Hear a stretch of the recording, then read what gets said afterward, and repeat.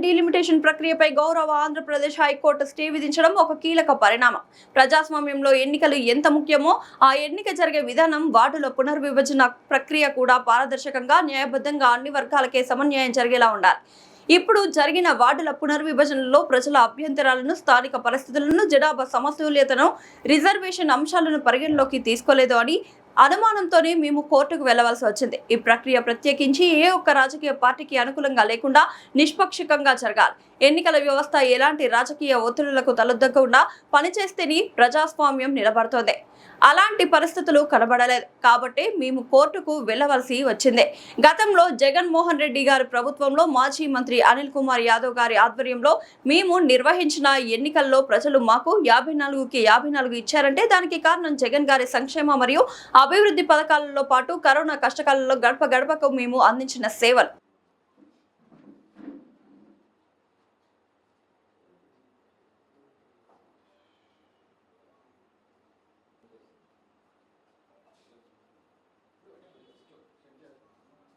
ఓకేనా? ఓకే అంటే స్టార్ట్ చేస్తా.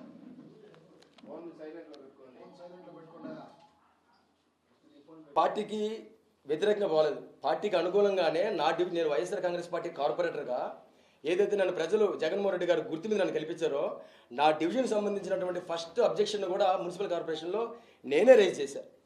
ఫస్ట్ నేనే మున్సిపల్ కార్పొరేషన్ కమిషనర్ గారిని కలిసి నేనే రేజ్ చేశాను. ఆ కంప్లైంట్ని రేజ్ చేసిన తర్వాత నాకు సరైన సమాధానం రాకపోవడం వల్లనే నా డివిజన్ తరఫున కార్పొరేటర్గా నేను హైకోర్టుకు వెళ్ళడం జరిగింది. నేను వెళ్ళిన తీరు కూడా నా వెనక వైఎస్ఆర్ కాంగ్రెస్ పార్టీ నాయకులు, కార్యకర్తలు, ప్రతి ఒక్క జగన్మోహన్ రెడ్డి గారి అభిమాని ఉండడనే ధైర్యంతోనే ఇట్లాంటి ఒక నిర్ణయానికి, ఇట్లాంటి ఒక అధికార అహంకారంతో తీసుకున్నటువంటి నిర్ణయానికి నేను ఎదురు వెళ్ళడం జరిగింది.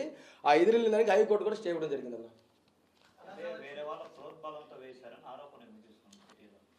అది ఎందుకు వచ్చిందో ఎవడు మాట్లాడారో నాకే తెలియదన్న. మీకు ఇప్పుడు పిటిషన్ కాపీ డివిజన్లో ఉంది. దాంతోపాటు నేను జెండా వీధికి ఇప్పుడు చెప్పాను, జెండా వీధిలో ఉంది. పక్కన ఉన్నటువంటి 8వ డివిజన్ని 3 ముక్కలు చేసి దాని పక్కన అనుకున్నటువంటి 10వ డివిజన్ కూడా యథాప్రకారం పెట్టారు. జెండా వీధిలో ఉన్నటువంటి 40 ఆ చుట్టుపక్కల ప్రాంతాలన్నింటిని కలిపి ముస్లిం ఓటర్లు కావచ్చు, ఆ చుట్టుపక్కల ప్రాంతాలన్నింటిని కూడా 4 విధాలుగా విభజన చేశారు. కానీ అక్కడే ఉన్నటువంటి డిప్యూటీ మేయర్ వార్డుని మాత్రం అట్లాగే పెట్టి ఇట్లా అస్తవ్యస్తంగా ఎక్కడ కూడా నేను చెప్పేది ఏంటంటే జనాభా సమతుల్యత. మీరు విభజించేటప్పుడు కనీసం అక్కడ స్థానిక సమస్యలను, ప్రజల యొక్క అభిప్రాయాలను, ఇవన్నీ అభ్యంతరాలను స్వీకరించి చేయలేదనేది మా అభిప్రాయం. మీరు ఇప్పటికైనా అలా చేయనమని మేము ముందుకెళ్ళాం గారు తప్పితే ఎన్నికలకు కానీ మేము దేనికి కూడా వెనకడికి వేసేది లేదు. ఎందుకంటే ప్రజాస్వామ్యం నేను ముందుగానే చెప్పాను, ప్రజాస్వామ్యంలో ఎన్నికలు ఎంత ముఖ్యమో అవి జరిగే విధానం కూడా అంతే న్యాయబద్ధంగా ఉండాలనేదే మా అభిప్రాయం. మా వైఎస్ఆర్ కాంగ్రెస్ పార్టీ విధి విధానాలు కూడా అవే తెలియజేస్తాము. ఉండి ఎవరు వేసారు అనేది చెప్పడానికి నాకు వచ్చిన అభ్యంతరాలు ఏం లేదు. ఉన్న నిజాలు మీడియా సాక్షిగా నేను నిజాలు మాట్లాడాలి కదా. దీనికి సంబంధించినటువంటి పిటిషనర్గా ఊటుకూరు నాగన్న నేను, అడ్వకేట్గా శశిధర్ రెడ్డి గారు అనే ఒక లాయర్ ద్వారా హైకోర్టులో నేను ఇవ్వడం జరిగింది. అది క్లియర్గా ఉంది. ఈరోజు సాయంత్రానికి మీకు ఆ కాపీ ఆర్డర్ కూడా హైకోర్టుకి ఆర్డర్ కూడా వస్తుంది. ఆ ఆర్డర్ని కూడా నేను మీడియా సమక్షంలో నేను ఇవ్వడం జరుగుతుంది. సో ప్రోద్బలం అంటే నాకు పార్టీ అండగా ఉందనే ధైర్యంతోనే నన్ను ఓట్లు వేసి గెలిపించినటువంటి ప్రజల పక్షాన్ని నిలబడి నేను ధైర్యం చేసి నేను ముందుకెళ్ళాను తప్పితే ఒక ప్రోద్బలంతోనో లేకపోతే ఒకటి చెప్తే వెళ్ళడమో లేకపోతే ఇంకోటి చెప్తే ఆగడం అనేది ఉండదు. ఎందుకంటే నేను ఒక కార్పొరేటర్ని. నా డివిజన్ ప్రజలకి ఏదైనా కష్టం వస్తే అధికారం ఉన్నా లేకపోతే నిలబడడం నా కర్తవ్యం. వాళ్ళకి జవాబుదారీగా ఉండడం అనేది నా బాధ్యత. కాబట్టి నేను ఆ బాధ్యత ముందుకెళ్ళాను. దేని గురించి?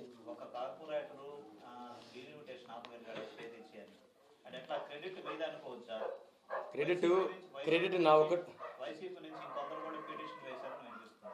నేను వేసిన దానికి హైకోర్టు స్టే ఇచ్చింది. క్రెడిట్ నాగార్జునదా అనేది పక్కన పెడితే క్రెడిట్ ఇక్కడ వైఎస్ఆర్ కాంగ్రెస్ పార్టీది. జిల్లాలో ఉన్నటువంటి ప్రతి ఒక్క వైఎస్ఆర్ కాంగ్రెస్ పార్టీ జెండా మోసే ప్రతి ఒక్క జగన్మోహన్ రెడ్డి గారి అభిమానిది క్రెడిట్. ఒక నాగార్జునదే కాదు. నేను ఏ ధైర్యం వెళ్ళాను అంటే వీళ్ళందరూ నా వెనక ఉన్నారని ధైర్యంతో నేను వెళ్ళా. ఒక కార్పొరేటర్ తాగాలంటే ప్రజాస్వామ్యంలో ఒక కార్పొరేటర్ కాదు, ఒక సామాన్యుడు తెలుసుకుంటే ఏమైనా చేయగలడు అనే దానికి కూడా ఇది ఒక నిదర్శనం అని తెలియజేస్తా ఉన్నా.